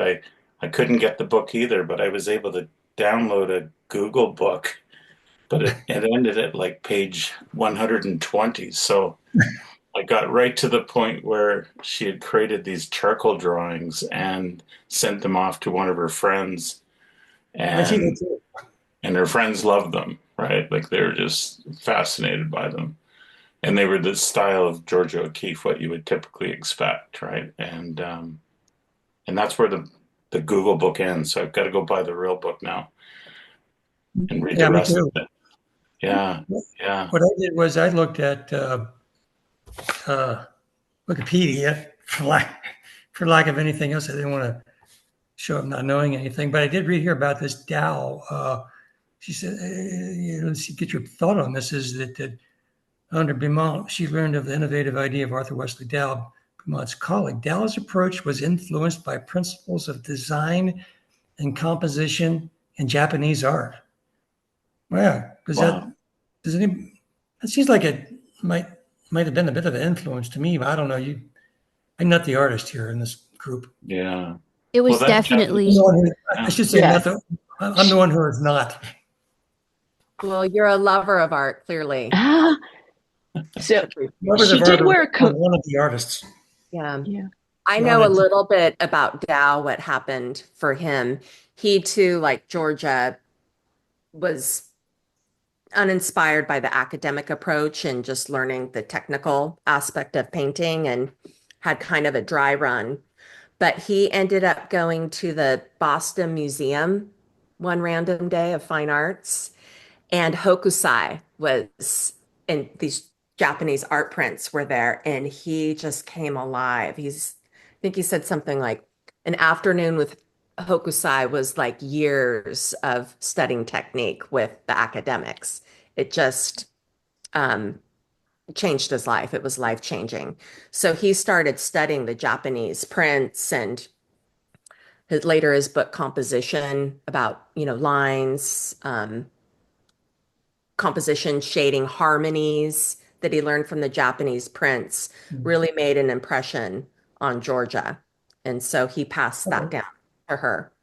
But his work was pretty boring, if you ask me. And I think admittedly, but he was a great influence on so many of the artists that time, arts and crafts movement, and quite an important person. Are you Mhm. thinking Hokusai is boring Oh no, I love or Hokusai. Dao? Dao. Now, Dao. Okay. Yeah, no, Hokusai. Oh my gosh. Hokusai is like a big name. Apparently, he influenced people like Degas and others as well, like Surprise. some of the Impressionists. Yeah, he apparently. I don't see the connection to be honest, Mhm. but yeah, pretty amazing stuff. Yeah. Well, the Japanese woodblock prints were influencing European artists as early as like um, Van Gogh, like the Yeah. Impressionists, because Mm. Hmm. the idea was that the uh, the woodblock prints were manga, and that once they were kind of a little old, they were considered useless, and they were used as wrapping paper for very expensive porcelain and like furniture that was shipped to the bourgeoisie in like Paris and places like that. So the poor artists of Montmartre and stuff would go to the docks and beg for Yeah. the Hmm. wrappings. And so like if you Hmm. think about before Instagram or the internet, a poor artist is going to collect posters and lithographs and so Japanese woodblock prints really influenced like Van Gogh, for example. Like that's pretty much his entire I don't know what Hmm. you would call like his major period of color painting is woodblock print inspired. Even to the subject matter of painting cherry blossoms um, and outdoor scenes and stuff. Yeah. Yeah, so I would say Hokusai inspired him, and then he inspired a bunch of people. So I would imagine. I think it infused a lot of artists with life. And there's a history of. I mean, I don't know if you can call it this anymore, but it's just Orientalism. Orientalism comes and it creates like the Rococo in a way with Hmm. the Sèvres porcelain and the pottery and then like the style that was like a lot of Chinese inspiration for the Rococo, not entirely but like partly and then I think things get a little stale and then like the Oriental stuff comes back in the 19th century and it really like injects color and Whistler was inspired by it. There's a whole museum here in DC, the Freer collection, that has a lot of artists who are inspired by Oriental art. So I'm sure some Americans were inspired by it because they were inspired by European art and Europeans were inspired by I guess Eastern art. But yeah, someone was saying Georgia had kimonos. She did. She had like a Yes. oh Gustav Klimt too, right? Like he had a Hmm. giant Definitely. cotton, I think, or linen smock. But Yep. Georgia had a bunch of nice kimonos, like silk kind Yeah. of shirts, dress shirts. I don't know what you would call them. They were very unique to her. And then apparently Stieglitz's gallery layouts were kind of Japanese minimalist inspired for the time. Yes. The white walls, Yes. one Hmm. chair, that's it. Like Yes. art. Um, in a time where everyone had upholstery and like Louis Kahn's furniture and Hmm. uh, Drapery. drapery, yeah. But apparently Georgia was very sensitive. So someone said, "Are you inspired by Japanese design about our Yeah. houses?" And she's like, "This is entirely my idea." I was like, That's right. But you can see her. She's on the roof of her home with the kimono on. "Oh yeah, I yeah." remember you saying, Teresa, that she would go up there and sit in the sun, stare into the sun. Yeah, I'm sure they that didn't help anything. yeah, and if you read that, I think it. I don't know the author, but it's like it was one of the Georgia O'Keeffe biographies Hmm. available. Um, this one we're reading now wasn't available a few years ago on Audible, and I mostly just Yeah. listen to books when I paint and run. So I didn't listen to this one until I found it recently. Um, and I was like, we're reading it right away. But this other one is like a teenage girl hired as a housekeeper, sort of whispering into a tape recorder every few hours about what's going on. And it's like, and now they're having lunch. And now she's going up to look at the sun. I bet that's how she got blind. Like there's a Oh lot my about her goodness. blindness, and this girl seems to think that it's the sun gazing. She would go up onto the roof and open her eyes with no sunglasses on and stare into the sun for an hour like it was Wow. a healthy thing. And I'm guessing it was before like everyone was afraid of skin cancer and they just didn't have words for all that stuff. So, or maybe they did. I No. don't know. She was stubborn. Or maybe Right, it right, was right. genetic. Like who knows? They definitely Yeah. made it sound like she brought it upon herself, but that's just one person's um, Yeah. writing. Who knows? Who knows? Well, some of her New York paintings, I thought it was fascinating. She brought the color palette of New Mexico back to New York. There's one where she's painting the buildings in this, iron oxide colors, and a lot of the lights have auras around them. I wonder if her blindness was setting in, but they're quite lovely. Um, Mm. I wasn't that familiar with that phase of her Me either. work, but you can definitely see the spiritual aspect that she can bring into any object that she paints. You know, the shapes, the Hmm. cathedrals, the flowers, and Hmm. the moon and the light post, and even she makes the red light uh, and the stoplight like spiritual, in Mm. my opinion. It's I agree quite. with you. There's a simplicity to Yes. the way she colors things in, and it Hmm. must be very deliberate, though. Hmm. Yeah. Yeah. Well, back to her Dow days, she started to realize, and he taught that, you can be technical, but if you don't have the spiritual aliveness in it, it really doesn't mean anything. So she became much more interested in that, bringing that realm into her work, which was very Mm. satisfying for her and for us.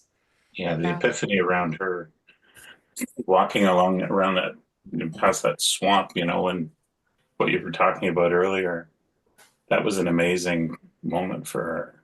Mhm. That Just she that could she capture just, that feeling into yeah, work. put emotion into painting. It's And so important. wow, it's everything for me as Yeah, an artist. yeah. Why are we doing it? For me, really. Yeah, that's a good point.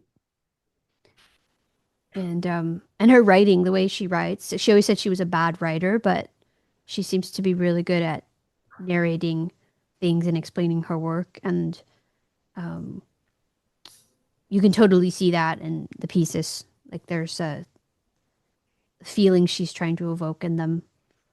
And I think Mhm. it's quite successful. And especially when you view them as a series, like you just kind of have a book you can like, see the different iterations of each theme. It's really impressive. Also just like thinking about it from um, the modern point of view, it's like I can get on my computer or go to the museums or check out books. I have all these ways I can research things. And for a lot of her time, she was like out in the desert or at a lake house, or, she wasn't constantly in contact with a lot of work. So I think there could have been something about how she was drawing inspiration, like purely from the source as well, that maybe that's what we're seeing, like that direct observation, kind of experience being channeled into her pieces with, it seems like she was good at like not having a lot of distractions for sure. Yeah. I read where she bought a Model T Ford and drove around by Hmm. herself. Yeah. I'm not sure that's addressed in the book, but driving around in Mexico by yourself, that's a little daring, really. I mean, you have to be Apparently pretty she was bad at confident. driving at first and her friends were afraid to let her drive. They taught her how to drive after she bought the car. Well, Um, I'm looking forward to seeing this book, reading this book. yeah, and she went from being a terror to being able to drive to through Manhattan right up to that skyscraper she lived in, which was like the busiest place on earth at the time.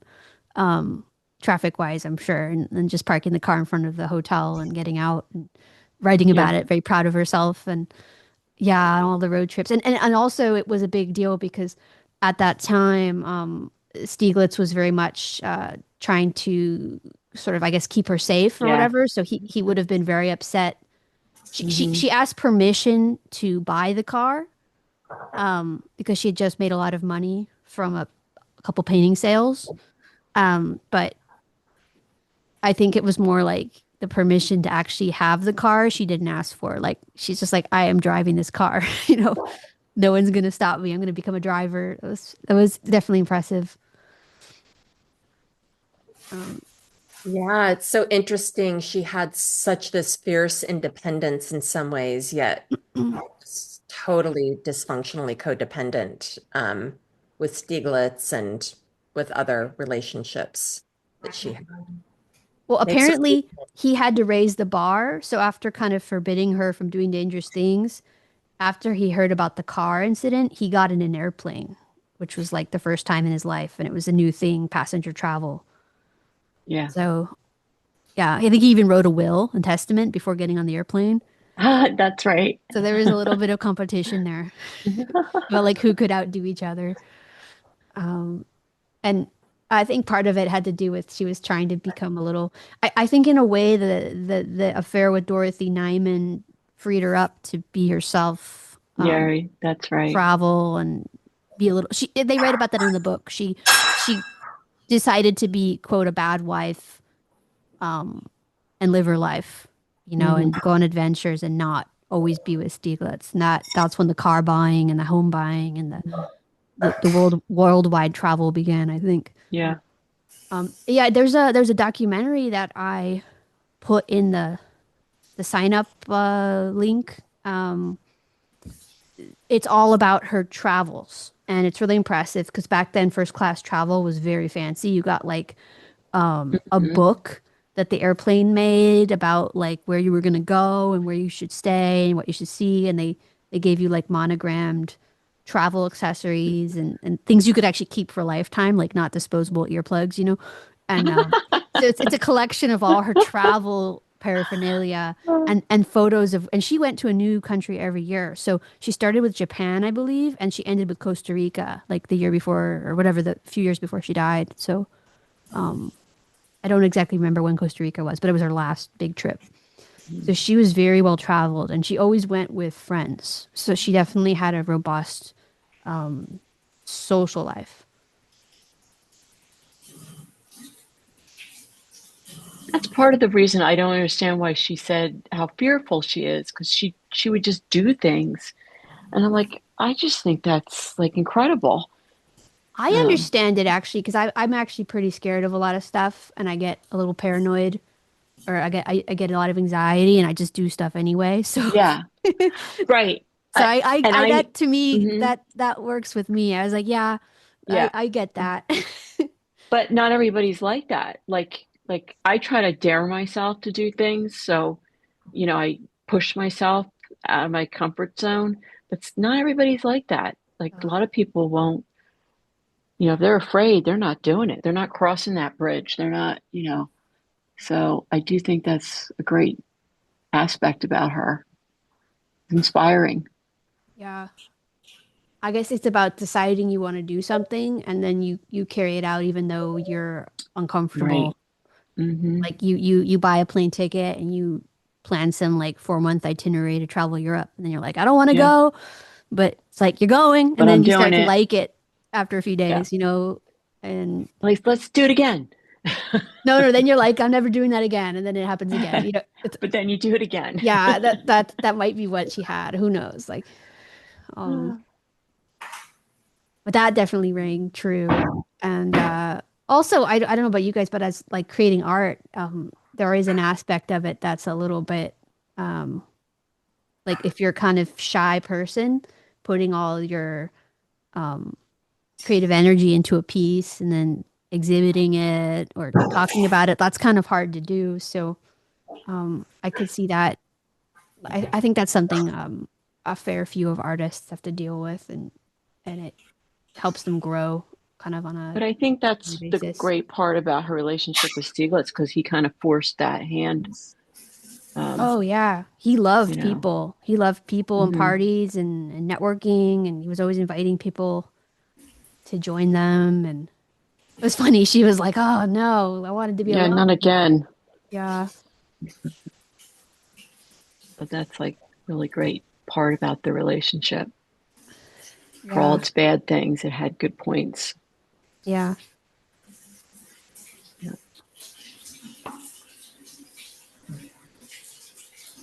Oh, yeah. It was good.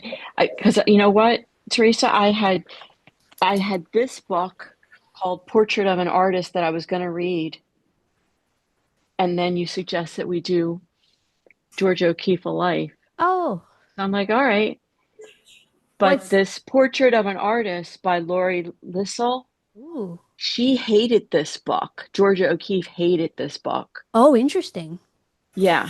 Oh, I see. So it's an So, unauthorized biography. yeah. Oh, yeah. It, Oh, it says the first definitive account of a legendary American painter, interesting. Laurie Lissell. So So, we have to bring up her longtime friend, whose name of course I'm forgetting, but she had a longtime friend who spent 20 years writing a biography oh, with O'Keeffe's yes. knowledge. And at the very end, O'Keeffe was like, "I'm Yes. sorry, this isn't I me. hate it. You can't publish it." And this poor woman, she went, I think she got dementia and was a bit too unwell to do much Yes. after that. But it was like, imagine spending 20 years on a book for your friend, and then your friend is like, "No, I don't authorize this." No, But then we're but then not doing also it. imagine just saying, "Okay, I won't publish it." Whereas this other lady, Lissel, just gets away with it. You know, Yeah. crazy. Well, and I guess that woman died that a little while after that. She paid her though. Oh, She okay, yeah. paid her. Yeah, Yeah. for the effort. I don't think that's what she wanted though. I think she wanted that her Oh, work to be published. absolutely. Oh, absolutely. Yeah. Definitely. Man, I can't imagine that conversation. Yeah. Well then I guess that kind of brings us to the forward of this book that we're reviewing. Roxana kind of mentions like she meets Georgia O'Keeffe one time, and she sort of brings up her background and why she's qualified to write the biography, and she makes a point of saying how she was surprised that her editor wanted her to write the biography, and she Yes. was almost a little reluctant, and Hmm. there was a little bit of a race. The race was like, you have to publish it before the other two big publishing houses come out with their biographies, because I guess the first one is just known as the first one, right? So Yeah. she won the race, and the biography I think is excellent, and she's very well balanced as a reviewer and handles a lot of delicate things. And but she almost didn't want to do it, which is it kind of reminds me of what they say about people who take power. If you crave power, you shouldn't be the ruler. Like a leader should be someone who's called and is Hmm. sort of like, oh no, I really don't want this responsibility, but that's what makes them a good leader, I guess. That's kind of how I felt about Roxana. Like she was not vying for this job, and it was a huge Right. undertaking and Yeah. maybe a thankless one in a way. Um, True. Apparently she's I know someone who knows her, so we could get her on Oh, a podcast, or at least that's what my friend who knows her said. that would be so cool. Yeah, I have a friend who's a writer who said she knows Roxana. So um I Very don't know if cool. you guys can think of anything we should ask her. We could maybe do another session with her. She could.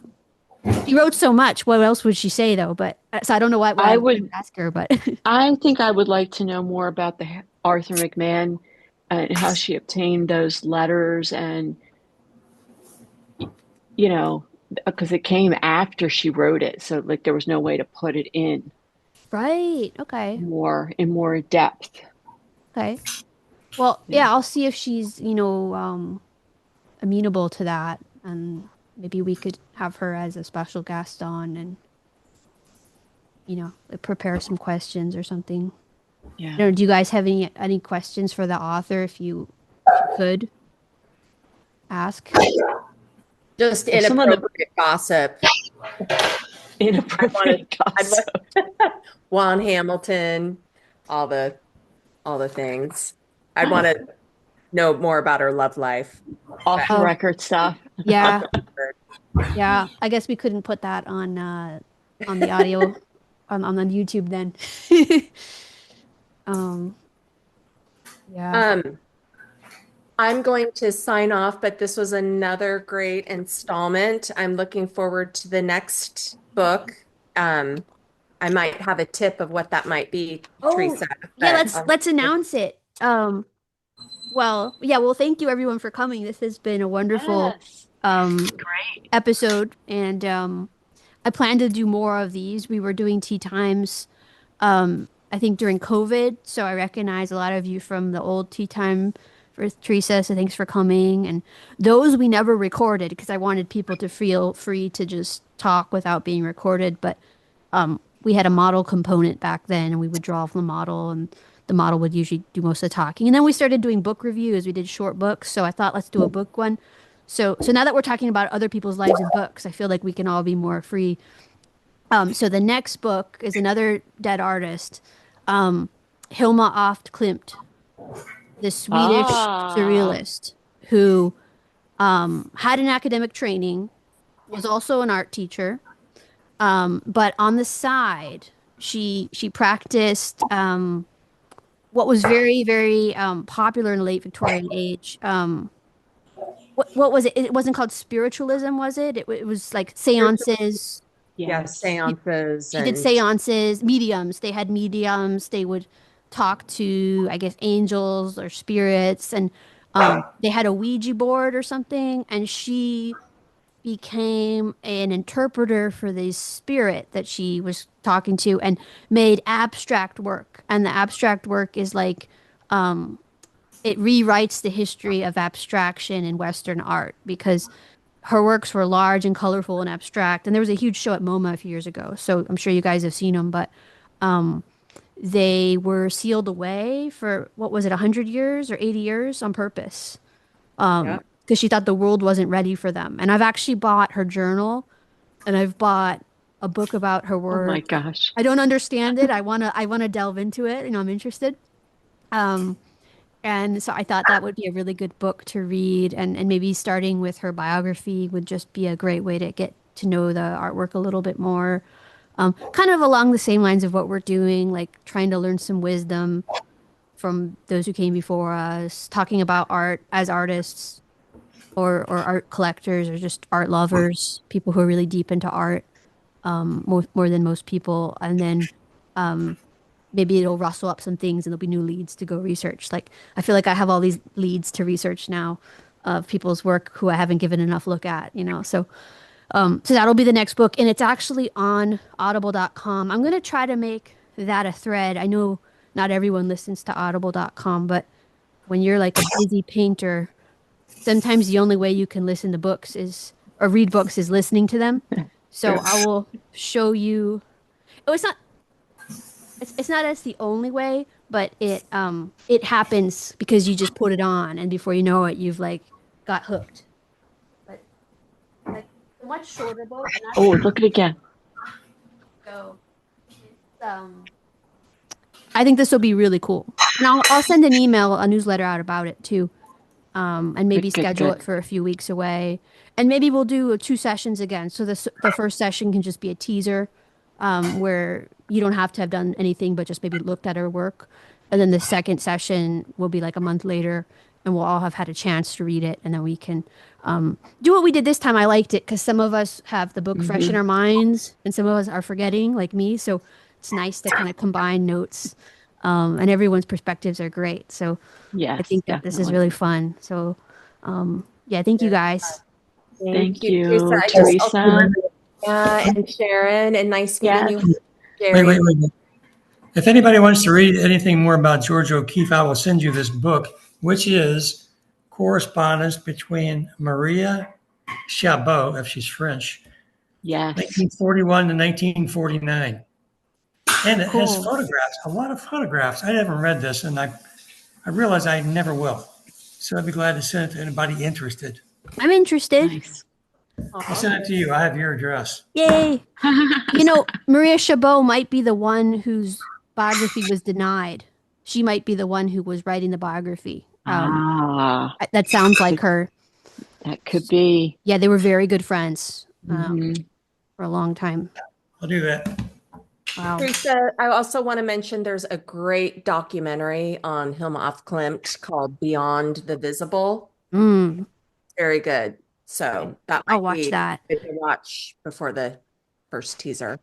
Yes. Yeah, absolutely. I think like for anyone listening out there on YouTube and if you're worried about, oh, I don't have time to read the book, or even if you just come with one documentary, that's fine. Because, everyone's got a different piece to contribute. And even if you read the whole book like me, you'll forget it in a month. So just even if you just watch a documentary 2 hours before the club, that's perfect. So yeah. All right. Well, thank Okay, you so guys. good. Good night, Thank you, everybody. everybody. And I'll see you guys next time. Great. Yeah.